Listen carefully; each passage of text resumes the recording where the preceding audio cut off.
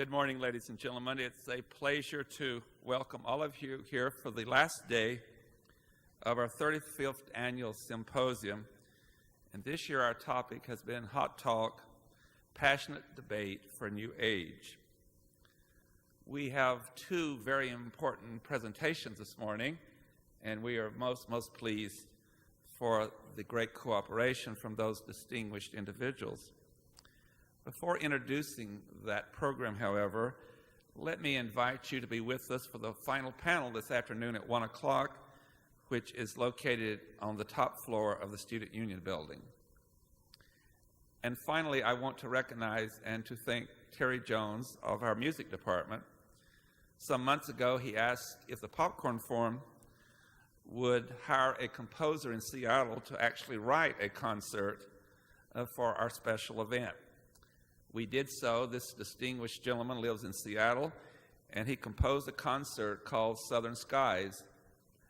It will be, of course, the first time it's ever heard in the world, and it will be here this evening at 7:30, and it will be performed by both music groups from Eastern Washington University and North Idaho College. It's at 7:30, and it's free and open to the public.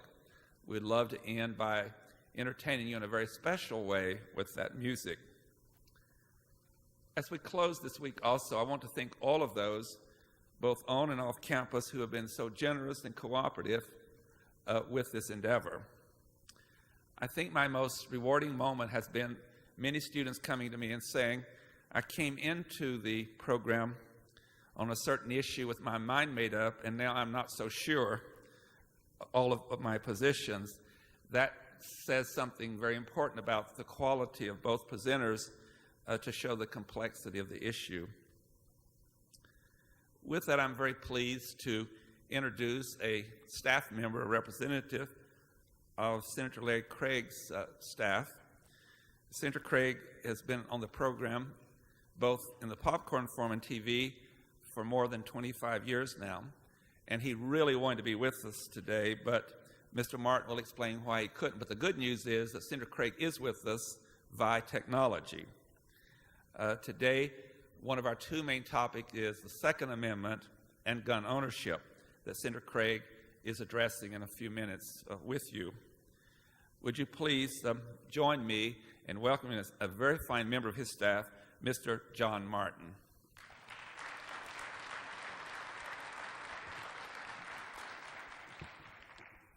Well, on behalf of the Senator, I thank all of you for delaying your spring break just a few more hours. Senator Craig was unable to be here, but as Tony has mentioned, he has participated for many years. He is just getting back from India. One of his passions is adoption, and he's the co-chairman of the Congressional Coalition on Adoption, and was visiting India recently to try and get them to modify their laws and their procedures so more Indian children could be adopted by Americans. And so had he not had that opportunity, he would have most definitely been here today to participate in the Popcorn Forum. Your senior senator from Idaho was born in Midvale and Washington-Payette County area and has been active in your state government and national government since 1974. He served in the Idaho Senate from 1974 until 1980, when the people of the 1st District of Idaho sent him to the United States Congress. He served 10 years as a congressman, then was elected to the Senate in 1990 and reelected in 1996 and 2002. Senator Craig is a forceful advocate for the people of Idaho for common sense, conservative solutions to our nation's problems, and he's emerged in the Senate as a leader for a balanced budget and for less government. Senator Craig is married to the former Suzanne Thompson and is, as it mentions in the brief bio there, has 3 children and 8 grandchildren, of which he is very proud. More appropriate for today's topic, Senator Craig's a life member of the National Rifle Association, and he has served on the NRA board since 1982. He does this because of his firm belief in the right of the individual to keep and bear arms. And as an Idaho farmer and rancher, he understands the importance of firearms to protect our property, our livelihood, and in some cases our very lives. He notes that our founding fathers understood this and felt that the individual's right of gun ownership was so important that it warranted protection in our Bill of Rights. Larry's board position with the NRA helps him to amplify the voice of Idahoans on this extremely important topic. Thank you.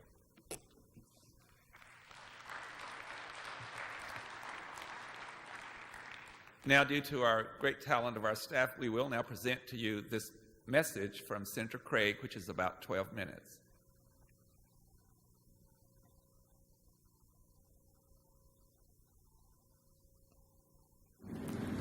Hello, I'm Senator Larry Craig, and welcome to the Popcorn Forum, North Idaho College.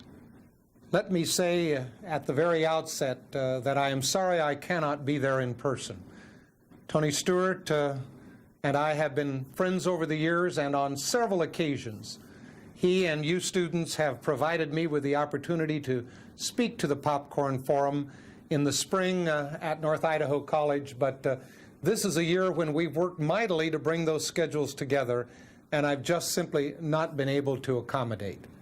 So for the next few moments, I'm going to visit with you about an issue that I really wish I were there in person, so that there could be the give and take and the questions and the reactions that are always fun and exciting at a good Popcorn Forum discussion.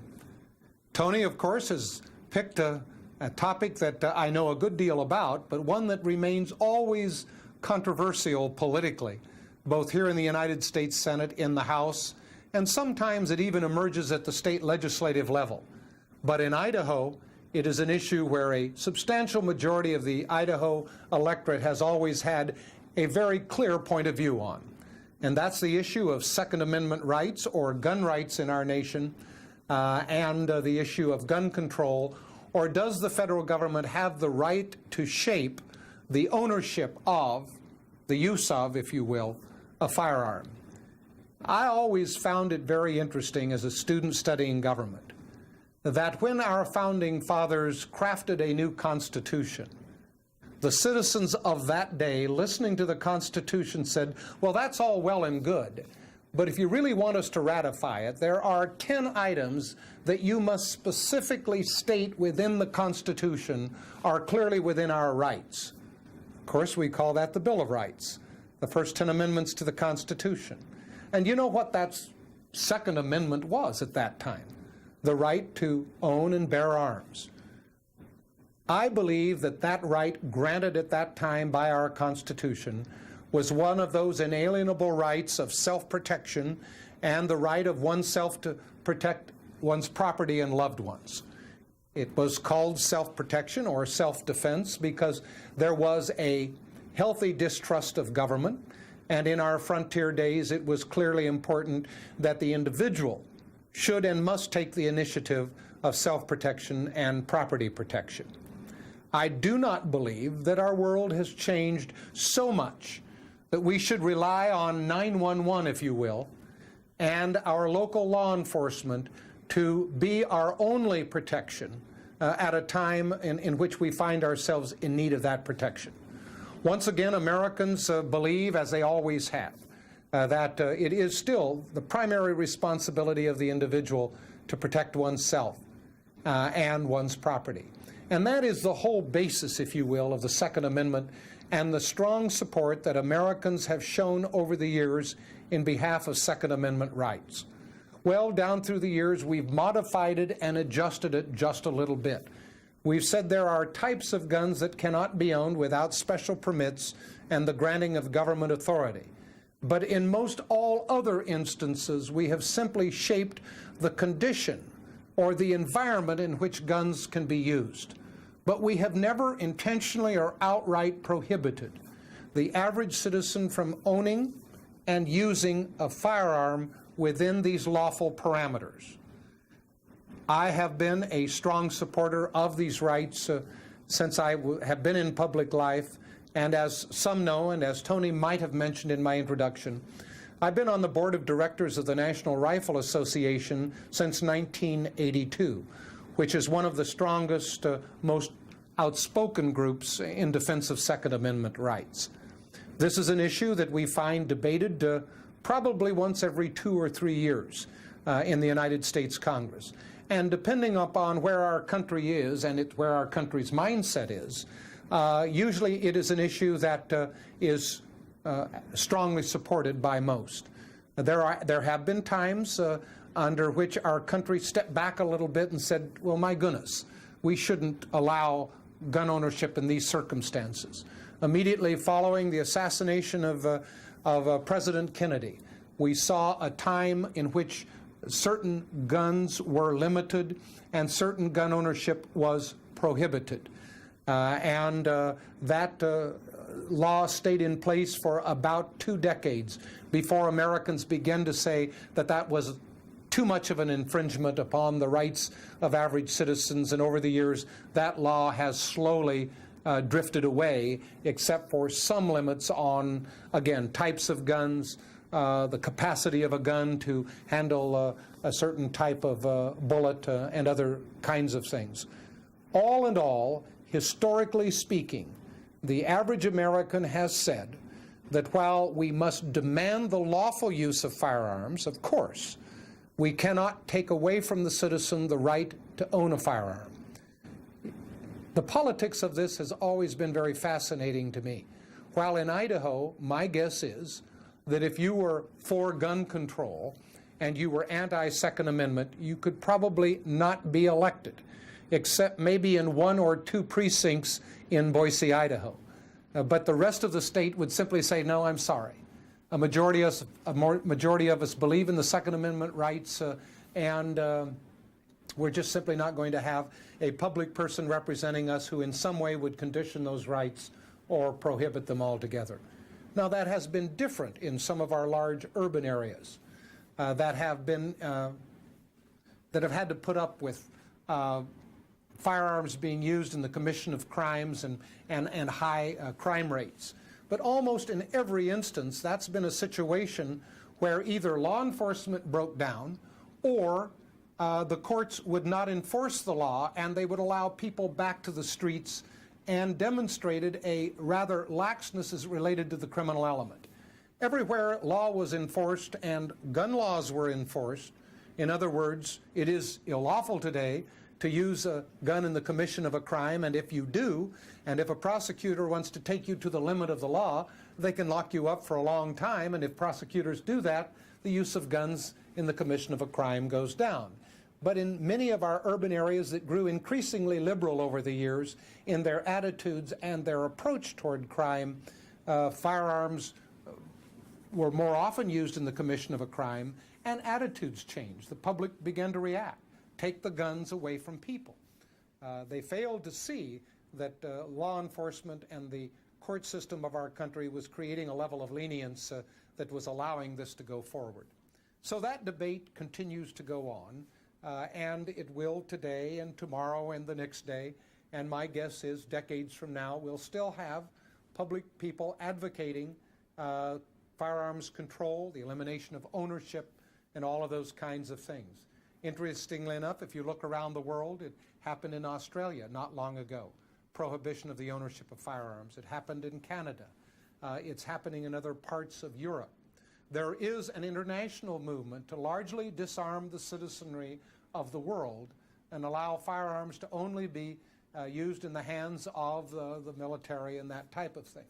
Of course, for any of us who have a healthy mistrust of government, and that government can become all-powerful at times, we still will cling to the right of the citizen to defend oneself and one's property, if you will, and, if necessary, against the collective miswill of a government where it gets misused.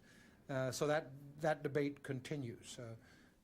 Here in the Senate, I will be on the floor in the next month talking about tort reform and the issue of gun liability. There are some that would say that manufacturers that produce firearms and licensed federal firearms dealers that sell firearms ought to be liable when a criminal element uses the firearm in the commission of a crime in which a death occurs. Instead of the criminal being the one liable, many of the trial bar searching for the deep pocket and many liberals trying to bring down gun manufacturers have sought this as a course of action. Last year, we could have passed that legislation, except for some amendments that got attached to it that none of us wanted to see pass, and I brought the legislation down. We believe we may have the votes this year to clearly say, sorry, trial bar, when you're pursuing a criminal element, go after the criminal and not the tool that he or she may use. Again, it's the venue shopping trial bar looking, if you will, to line their pockets, and in many instances bring gun manufacturers down that will be in opposition to that statement I've just made. But there's something also extremely valuable, and it relates to national defense and this issue. If you make it unprofitable to manufacture firearms in this country, these are the same companies that manufacture firearms for our military. And so we have our Defense Department contracting with foreign firearms manufacturers, if you will, to build firearms for our men and women in uniform, instead of our own industry doing it to support ourselves and in defense of our country. I guess you can gather by now there are a lot of parameters to this debate, but there is one constant underpinning to the whole. And that is that our founding fathers over 200 years ago said very clearly, American citizens under the Second Amendment have the right to own and bear arms. I believe that is a constitutional right. I believe that is a right of citizenry. And I think it's a right that's going to be around for a long time. And I don't believe it's the right of government to condition that Second Amendment. Our founding fathers were clear. As long as I serve Idaho in the United States Senate, my voice will be loud and I hope very clear as to the certainty of the intent of the Second Amendment and the right of the citizens of the state of Idaho and the nation to live under that valuable amendment. Well, thank you all. I hope I provoked a little debate, and I hope there's both a Second Amendment advocate there and then someone maybe misguided who would want to argue an opposing point of view. That's the value of the Popcorn Forum. That's the value of what Tony Stewart does at North Idaho College, and I hope you've had this all ends up, I guess is a better way of saying, with a rousing debate and discussion on the constitutional rights of American citizens. Thank you all very much.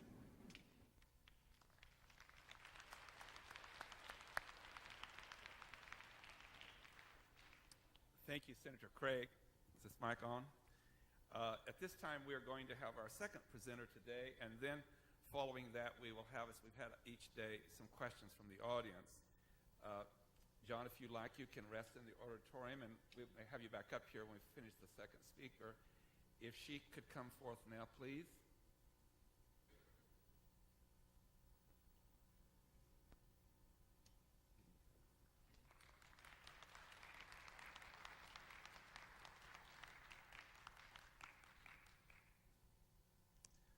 For we who refuse to wear bifocals, we change glasses a lot. Otherwise, we can't read. Ladies and gentlemen, it's my pleasure to welcome to the Popcorn Forum Dr. Marilyn Levine. Dr. Levine has served as the chair of the Division of Social Sciences at Lewis Clark State College since 2001. She holds a doctoral degree from the University of Chicago in modern Chinese history and earned a master's degree in Southeast Asian history from the University of Hawaii. Since obtaining her doctorate, she has published 2 books and over 36 articles. During the last decade, our guest has delivered over 130 presentations around the world, including such places as Taiwan, Hong Kong, France, Germany, and Italy. And she has been invited to present at other places as a guest professor at such places as the University of Heidelberg. She visits Coeur d'Alene quite often since Lewis Clark has a campus here too, and she was very gracious to agree to deal with a subject that is quite broad and global in nature, and that's to talk about technology in the 21st century and what that means in a global way. Would you please welcome Dr. Levine?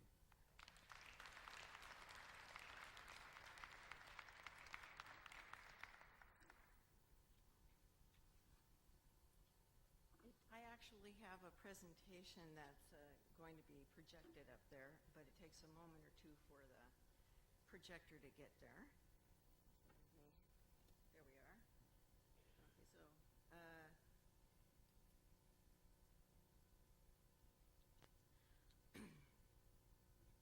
I wanted to say, first of all, thank you so much. I am so honored to be invited to the Popcorn Forum by Tony Stewart. And I know so many people put so much work into this. Could we first just give Tony and the people who organized this a big hand?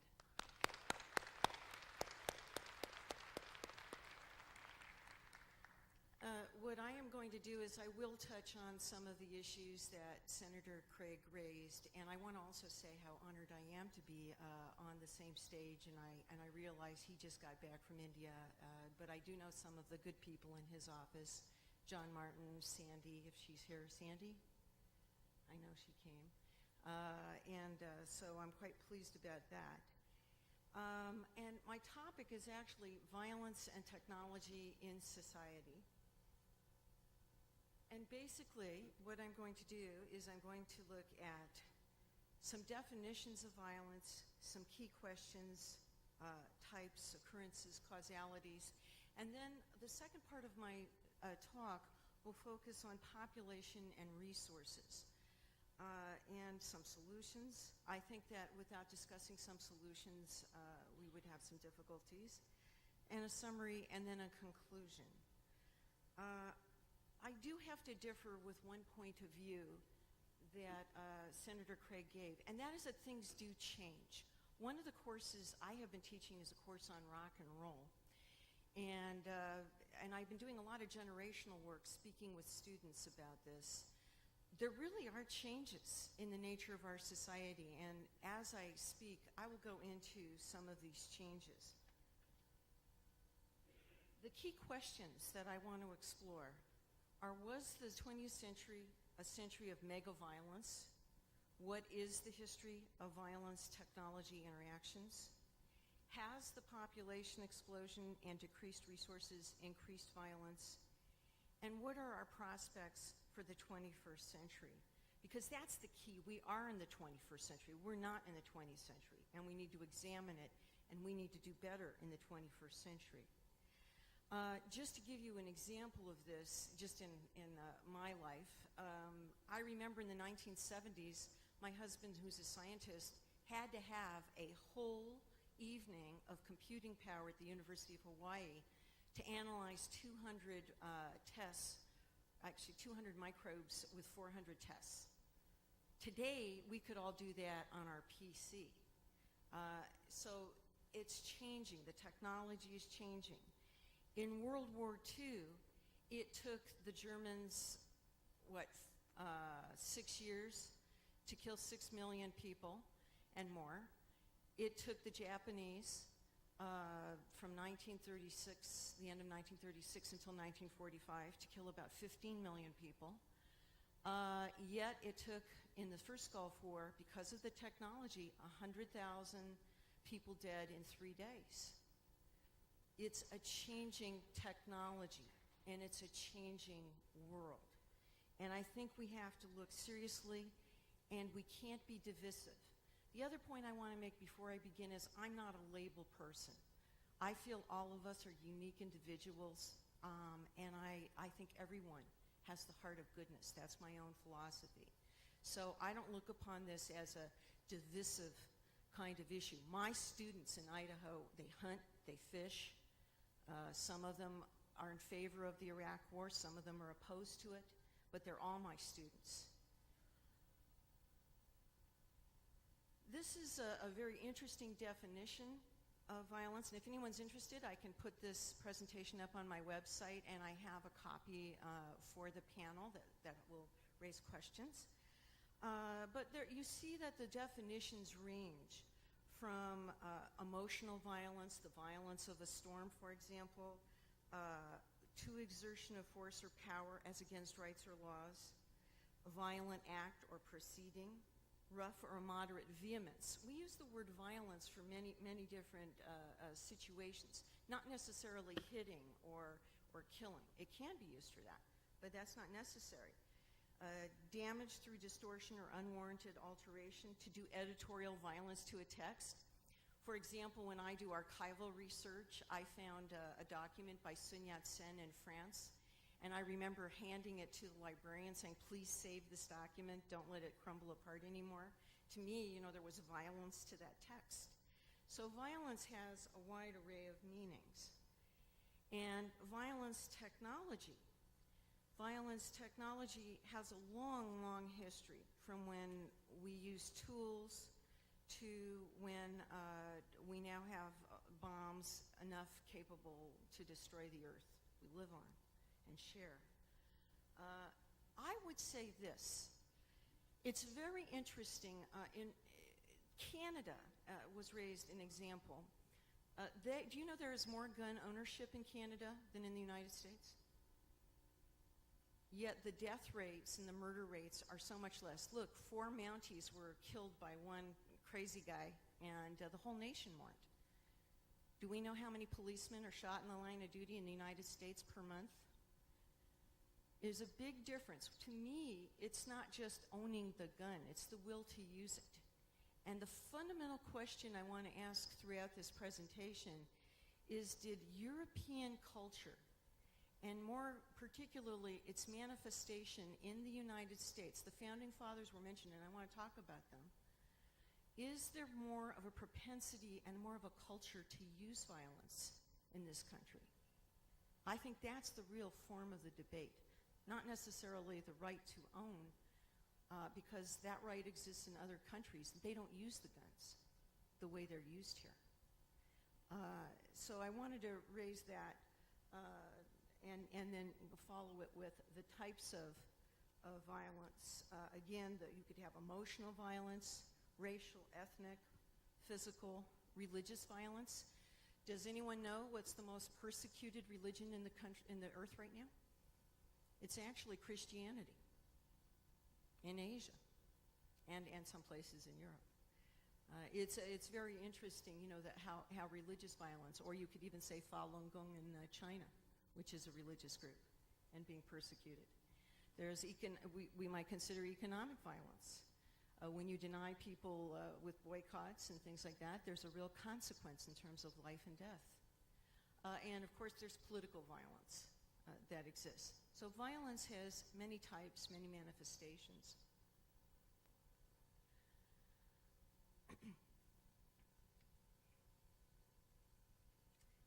And the occurrences of violence is very interesting. This is why I'm saying the world has changed. In 1900, there was no major European war for over 30 years. Think about that, 30 years without warfare in Europe. The 20th century was a century, I think, and please feel free to disagree, of mega violence. We had an era of unprecedented conflict, more victims than ever before. The European wars were the first to have truly global war. Now, I read Chinese, and it's very interesting because the period I study is the 1920s. And the Chinese always say, 这个西方的国家，他们非常不道德. They saw it as, they said, these Western countries, they are so immoral. They connoted the violence of World War I with the lack of morality. And that's actually when anti-colonialism gained in force, because at that stage, people who were told they were inferior thought, well, gosh, all these people bombing civilians and hurting people of this massive nature, maybe we're not so backward after all. Maybe my black skin or my yellow skin doesn't matter. So the 20th century was an era of unprecedented conflict. The European wars were important. The new violence, the technologies of violence, poison gas to the atom bomb, very different than the rifles, very different than the cannon shot. If you go to some of our wonderful historical areas here and across the border in Canada, for example, and you see some of those portrayals of the old, way you load the guns and everything, very, very different than a repeating machine gun. And now it had changed in the 20th century. And so it was easier to kill a large number of people. And I think in particular, let's take a little broader look at the occurrence of violence in technology and the European heritage. Actually, European domination during the 18th and 19th century took place because of inventions that were part of the Eastern world heritage. Gunpowder was invented in China. The compass used to navigate around the world was invented in China. One would ask the question, why didn't the Chinese take over the world? Current world history, Andre Gundersfrank's Reorient, Ken Pomeranz's work, all talk about how, with the exception of the 17th and 18th and 19th centuries, world trade and world populations had not been dominated by Europe. If you think about it, in 1000, right, actually the Western African empires were greater than anything. The kings of West Africa, Mali and Songhai and Ghanan empires had more people under them, more troops, and they had the first university in Timbuktu. But they didn't use it to conquer the world. And the Chinese never used the gunpowder to make guns. And they never used the compass except for geomancy, which is why they invented it. So it's very interesting. Now, I'm raising this for a real reason, because when you see then that's the basis of Western conquest, Portugal, Spain, and France, and England. And you compare it with right now, this year, the Chinese gross national product is rising by 13%. Okay, what's our GNP? Very little. And China is spending a lot more money on defense right now. So now we've kind of come to a full circle where, they're waking up, they're modernizing. They're getting refrigerators and cars and a modern military and modern urban situations. And I'm going to go into that in a moment. Anyways, I just wanted to raise that issue about the violence and technology, that it has a long historical impact, but it's primarily Western, which is very interesting. This is a chart from the Smithsonian of the 30 worst atrocities of the 20th century.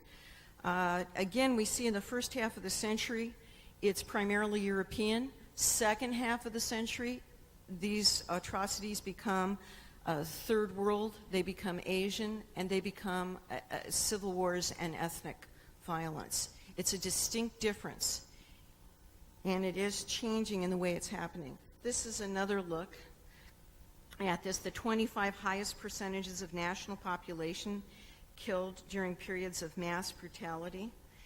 Again, we see as the 21st century happens, there are going to be more civil wars. If Iraq right now, the U.S. pulls out, what will happen is there will be a civil war, a religious civil war.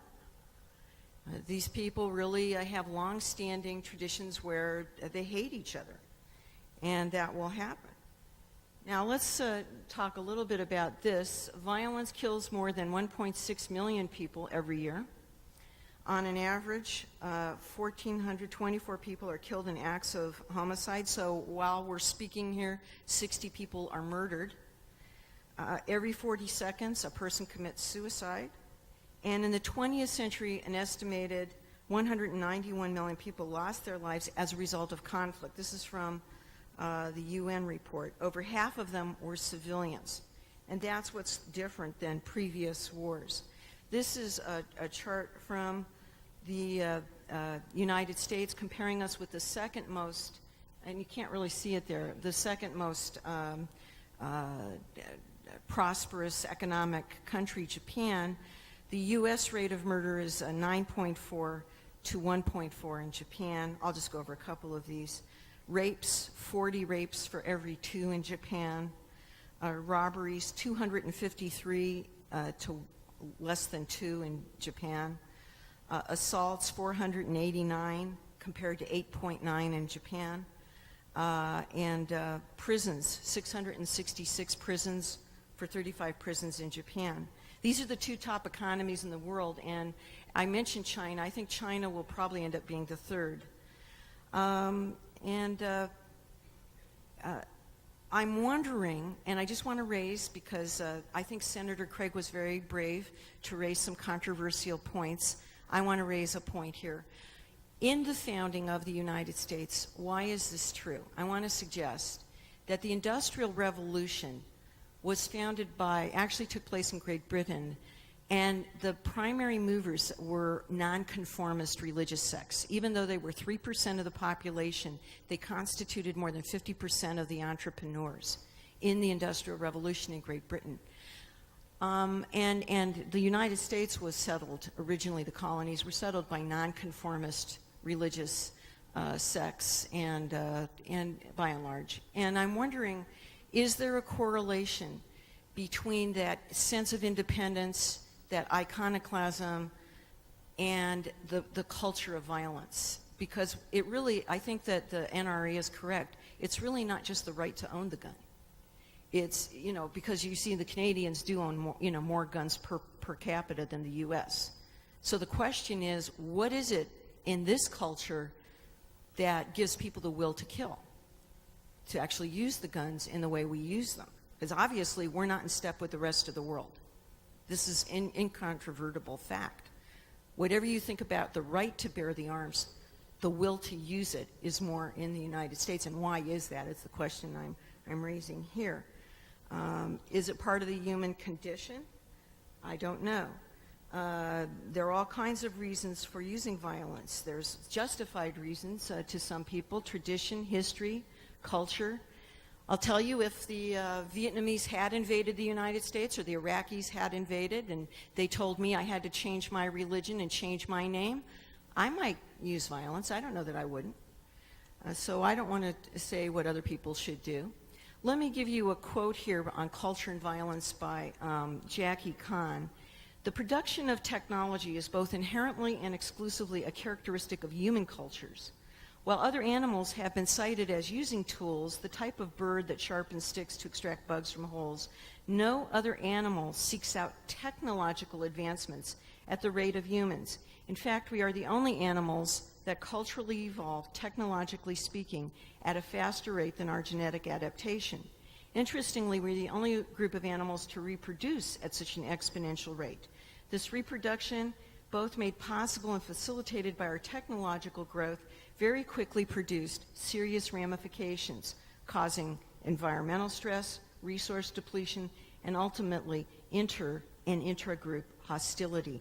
It is this hostility, so frequently manifested through warfare, that is of interest. Is violence a necessary reaction toward our population explosion? Is it technology that makes this violence such a prominent reality in our Western culture? Or, and I would stop there and say, are the Chinese going to catch up in this attitude? Or are we as humans innately violent with technology and scarcity of resources, providing an easy outlet for this genetically coded anger? In other words, is it in our DNA? I thought those are some interesting questions. Now, this next part, which is going to focus on population and resources, just shows some history of one element in violence and technology, which are population and resources. You'll notice, you can't see all the writing perhaps, but that big blue part on the top, that is less developed countries. There's a much faster population rate of growth in less populated countries. Let me give you some concrete statistics. In 1804, the world held 1 billion people, 1927, 2 billion. From 1950 to 1990, the world population doubled from 2.5 billion to 5 billion. Think about that for a second. Could you even count to, 100,000? So that took 40 years for the population to double in the world. By 2000, the world population reached 6 billion people, and over 3 billion of these people live in poverty. Over 3 billion people live in poverty. In other words, half the world's population. This is not U.S. standards of poverty, I want to point out. This is real poverty, like $2 a day type poverty. And these are where the population is growing. You'll notice a very significant fact. The U.S. is way down. We have a very good population scenario, although it's gone up in North America. Latin America ends with a rising population. To the very right bar is 2050 projected. But the biggest growth rate is in Africa, and Asia still has a lot of population growth to take place. And I think India is just about to outstrip China in terms of their population. One of the impacts has been immigration on population. The U.S. has encouraged immigration. There's all kinds of policies. President Bush wants to start integrating and having these guest worker programs. But the population of undocumented residents in the United States increased 23% in the 4-year period ending last March. And I wanted to mention, yes, that a lot of the jobs these people do are not done by people locally who want to take the jobs, but also we want to say that how much immigration has made creative contributions to this country. We have relied on immigrants for whether it's Irish, Italian, Asian immigrants, Hispanic immigrants for creative contributions. That's one of the strengths of the U.S. Is immigration. And this is a very important part to look at is urban agglomerations. Now this is something where Idaho is particularly interesting. We are a rural area, and I was very intrigued by Senator Craig's comments about Idaho being in favor of all the gun rights, because we don't have that kind of strain and stress. I'll tell you, they're building that double road up by where I am, and I'm really upset just to have a road crew, much less neighbors getting too near. So this is an interesting slide. That's not true for most of the world. We now live in an era of mega cities that are more than 10 million people. In 1960, only New York and Tokyo had more than 10 million people. By 1999, there were 17 megacities, 13 in less developed regions. By 2015, that's not too far from now, in 10 years, you'll have 26 megacities.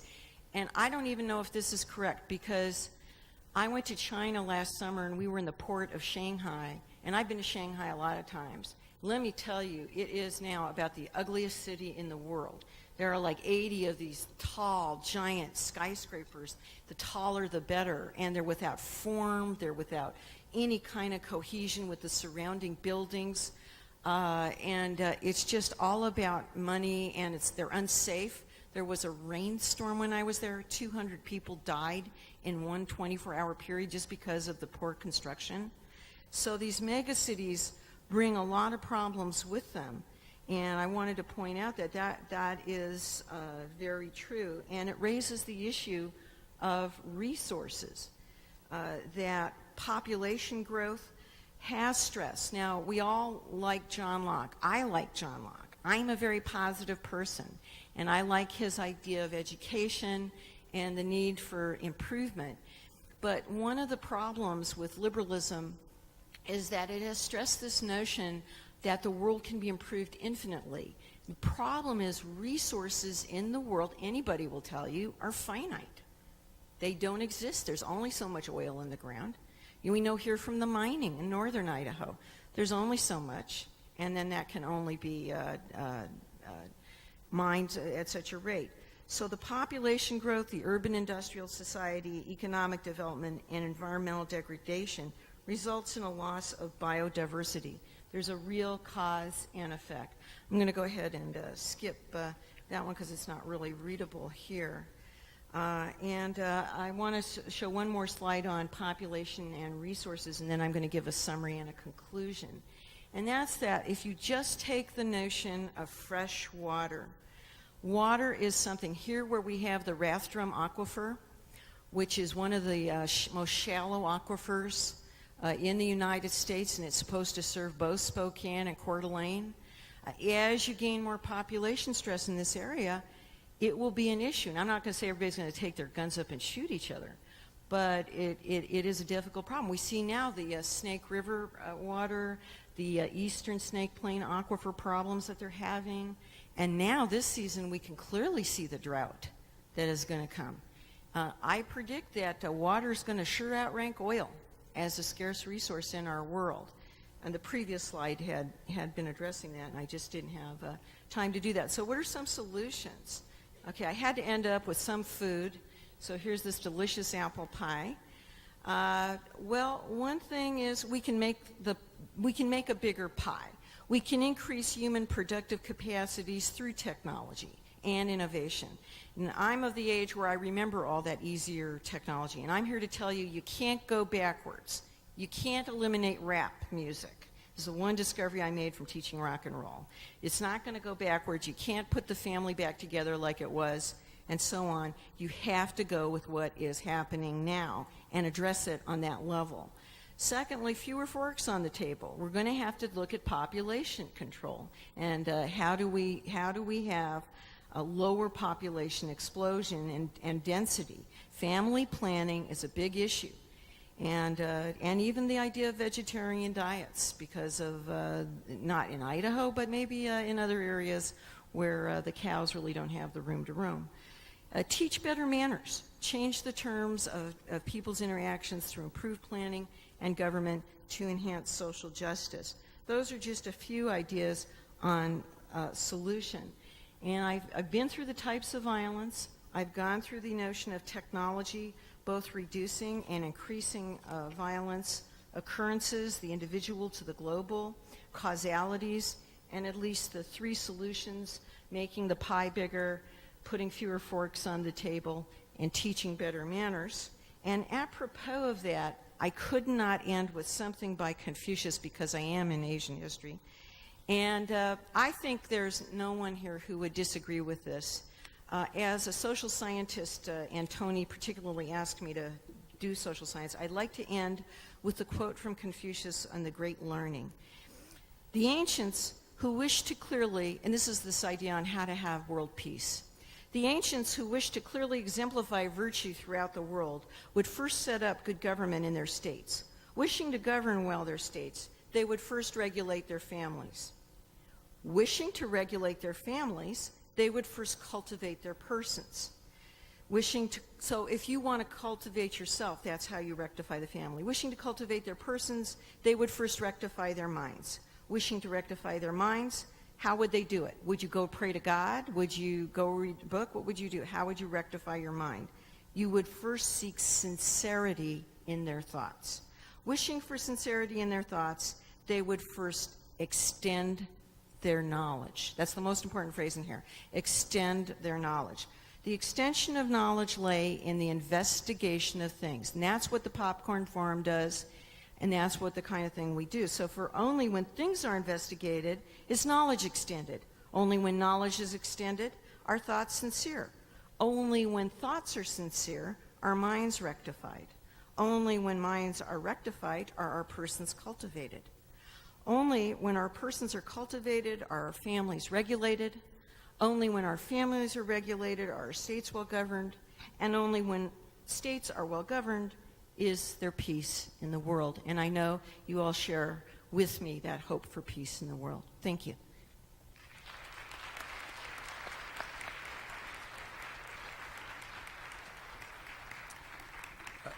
John Martin, could you mind come up the stairs right there, please? You can just walk up the stairs.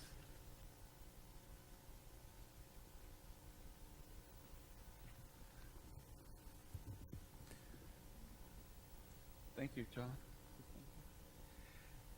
We're on a tight schedule. Our guests, Mr. Martin and Dr. Levine, others have to have lunch, and then we have a panel at 1, but we have time for about 10 or 15 minutes of questions. You're very, very welcome to ask them. There's the microphone is right here, and if you'll do 2 things, please. State your name and ask your question, and we'll ask our guests to respond to your good question. Please feel free to come forward. Thank you.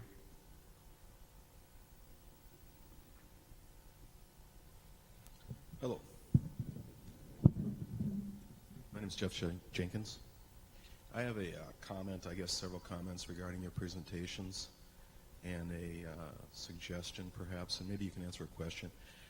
As a firearms owner, and I don't think this whole thing was about firearms ownership, but I think there are some people in the audience who are firearms owners. The case of Silveria versus Lockyer December 1st, 2003 set a case precedent in individual firearms ownership in America, stating that you do not have the individual right to bear arms in America. That was a Ninth Circuit decision which was supposed to have been heard by the U.S. Supreme Court, who remanded it back to the Ninth Circuit, which means that everybody who is within the jurisdiction of the Ninth Circuit does not have the individual right to bear arms. It is a state right.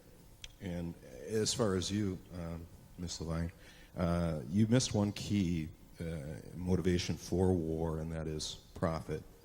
The military-industrial complex is geared up for that. As far as legal immigration goes, you compared Italian and Irish. Well, there's a difference between Italian, Irish, and Mexican immigration. The Italian and Irish came over on boats legally. The Mexicans choose to just hop the fence. The other point about your presentation is that you miss a key point about motivation for and solutions to the problem of population, and that is population reduction on the planet. That is going to be a big thing. Okay, yes. I was just making those points, and also operating under the pretext that we actually have a Constitution in the United States, that the organic Constitution was suspended some time ago. We basically operate now under a statutory Constitution pursuant to Emergency War Powers Act of 1933.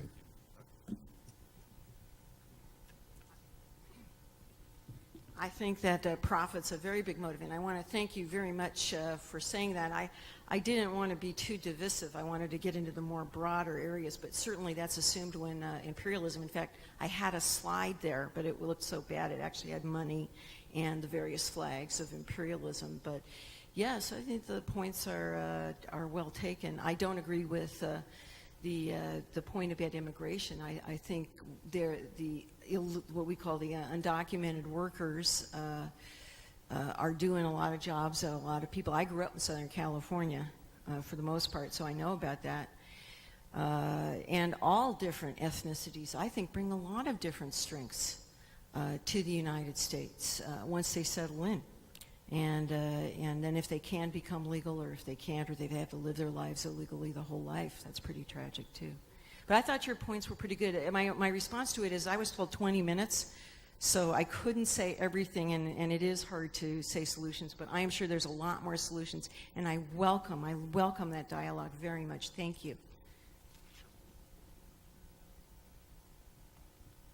I think one of the pertinent things the gentleman mentioned was the Ninth Circuit Court.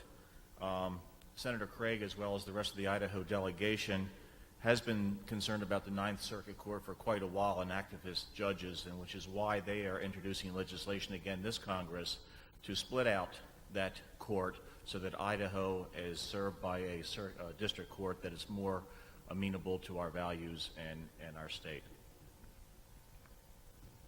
Next question, please. I think some people came down here. With these lights, I can hardly see. Thank you.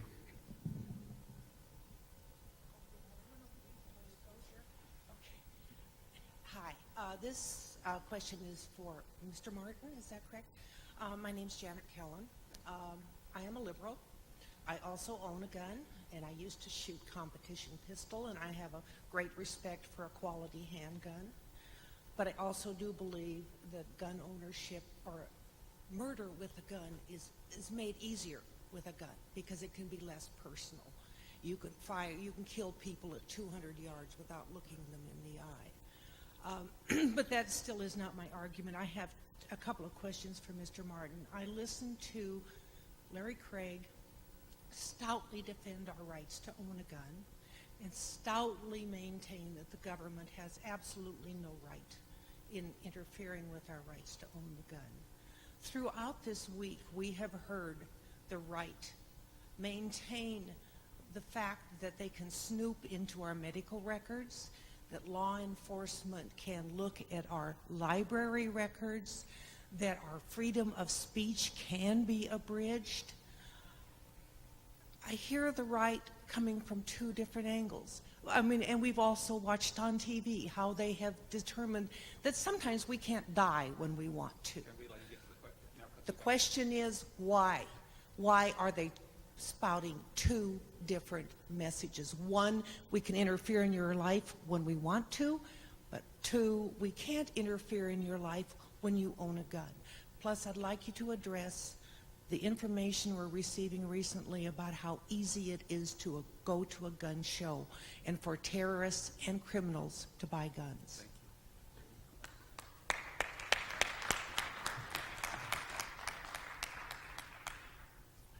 Well, I'm happy to hear that you own a gun and you are responsible with it, and that's basically what the senator's whole focus is on gun ownership, is that it's the right of the individual to own the gun and to be responsible for it.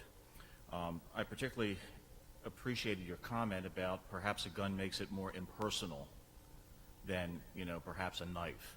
But the whole nature of violence changed when we moved away from hand-to-hand combat, and I believe the bow and arrow may have been one of those first ones, or the catapult. And so it's not really new with the gun, but it changed the whole dynamic of violence. And I'm not sure exactly what your question was at that last part about, one side saying this and one side saying this, except that's what our national debate is about. But one thing I can share with you is that Senator Craig is committed to the rights of the individuals to do or to have those rights protected by him.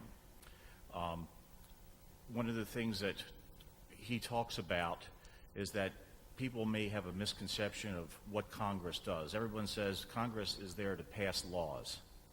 And in reality, Congress exists to keep from passing bad laws. 5,000 to 6,000 laws are presented each Congress, and only about 500 or 600 are ever come to fruition. And that's what their goal is, and the Idaho delegation is to make sure that those things that are bad for Idahoans and for the nation don't become law. Okay, our next questioner, please. We just have about time for one or two more.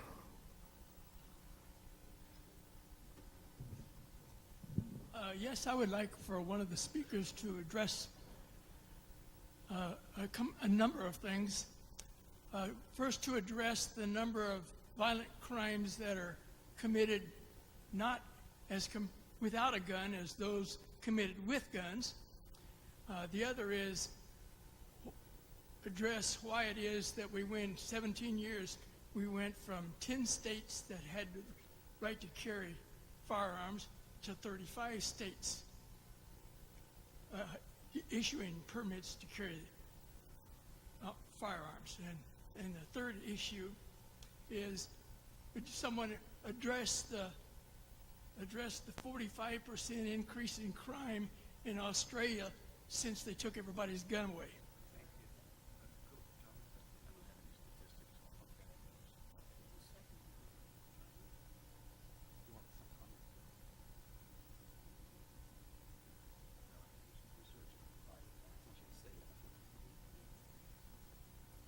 We didn't come prepared today to talk about crime statistics, but we can certainly look into those and get that information back to Professor Stewart.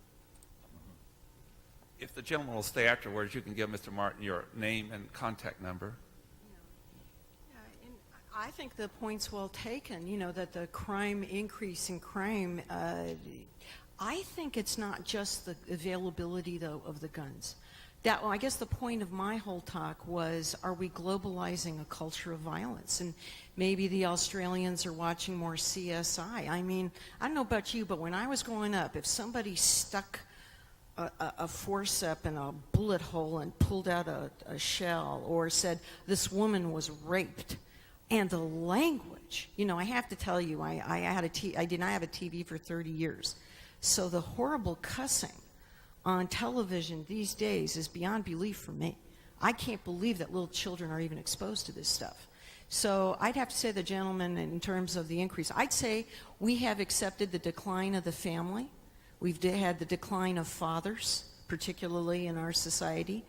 That's why, if you really want to know why rap is the way it is, according to my students, the reason why the words are the way they are, this is my students' interpretation, Idaho students' interpretation, it's because there's no longer the father knows best. There's no longer, you have Homer Simpson instead of Mr. Anderson in your home. And so we have now changed so dramatically as a society that we are accepting rape, we are accepting violence just to be even mentioned at 8 o'clock at night, and repeat after repeat. What do you think this does to people's brains? It allows them to desensitizes them, it allows them to accept it, and then if you want your 10 seconds fame on a reality show, look at it, people are actually selling their daughters on TV. 3 guys going to date a daughter, and the parents sanctimoniously act like, they don't know that it's going to go for a week in Hawaii. And what are they going to do? Hold hands? There's a hypocrisy beyond belief, I find. And I think that that's the nature of our society. And who's to blame? It's not Senator Craig, it's not me, it's all of us when we allow that culture to develop that way. Thank you. Dr. Levine has to pack up her things here. She's got to have lunch before 1 o'clock. You've been wonderful. But we'll continue questions at 1 o'clock at the Student Union. Thanks so much.